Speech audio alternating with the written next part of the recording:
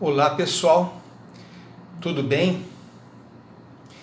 Machado de Assis escreveu um conto chamado Teoria do Medalhão, que está no livro Papéis Avulsos, de 1882, século XIX.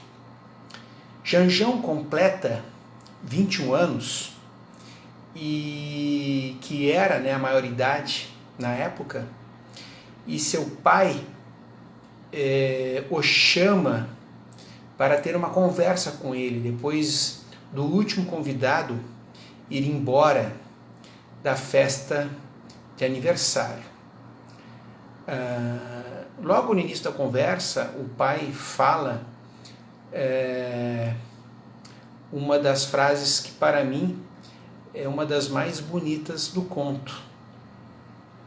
Ele diz: 21 anos, meu rapaz, formam apenas a primeira sílaba do nosso destino. O pai de Janjão chama ele para conversar,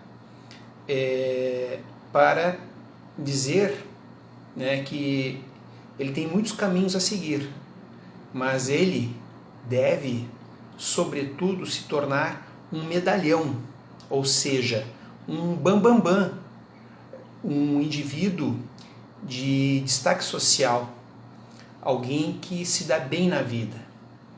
E começa a partir daí então a dar dicas de como chegar a essa posição.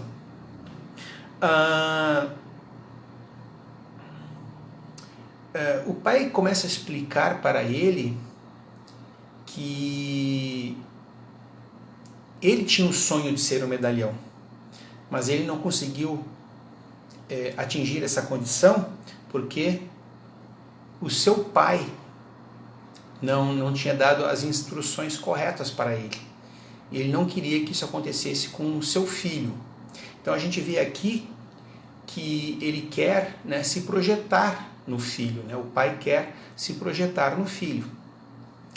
E ele começa a explicar que a melhor idade para se tornar um medalhão é lá entre os 45 e 50 anos. Ele diz que que a pessoa não deve ter ideias próprias, originais, que o bom é praticar esportes em que a pessoa não precisa pensar muito, jogar carta, jogar bilhar. E quando a pessoa for caminhar, a pessoa deve ir acompanhada de um amigo, de uma outra pessoa, para que ela não venha a refletir muito durante essa caminhada. O filho, ele vai passando essas dicas para o filho, e ele diz que o filho pode ir às livrarias, deve ir às livrarias, mas não para comprar livros, mas para bater papo e parecer um frequentador de livrarias apenas. O filho não deve transcender nunca os limites de uma invejável vulgaridade. O filho deve fugir a tudo que possa tirar a reflexão e originalidade. Deve evitar a ironia, porque a ironia gera confusões. Mas cai bem citar frases de efeito, Ele usa até o exemplo de uma frase: se vis pacem para bellum, fica bem durante as sobremesas, num jantar, citar essas frases assim. O interessante é que o pai vai explicando tudo isso para o filho, vai dando essas dicas e vai usando dados estatísticos para fundamentar essas instruções. E segue o ensino, Ele ensina o filho a fazer publicidade de tudo. Assim, segundo o pai, é mais fácil se tornar um medalhão. E para ele, as pessoas que não viram medalhões são engolidas pela obscuridade. E segue dizendo que o verdadeiro medalhão, longe de inventar um tratado científico da criação dos carneiros, compra um carneiro e dá um jantar aos amigos e pronto. E isso deve ser notícia. E se for possível, né, ele deve convidar jornalistas para os eventos que promove. Assim fica mais fácil, né, dele propagar, né, tudo aquilo que ele faz.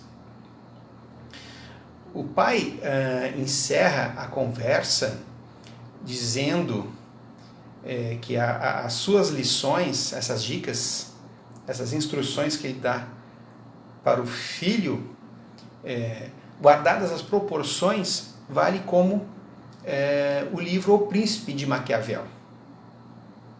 Maquiavel escreveu O Príncipe dando dicas ali para Lourenço de Médici, não é?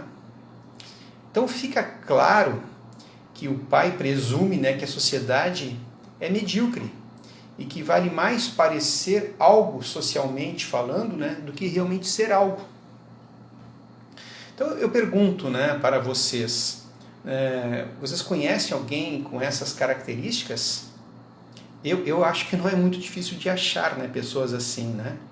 Vejam bem, esse conto foi escrito lá no século XIX, mas ele é super atual.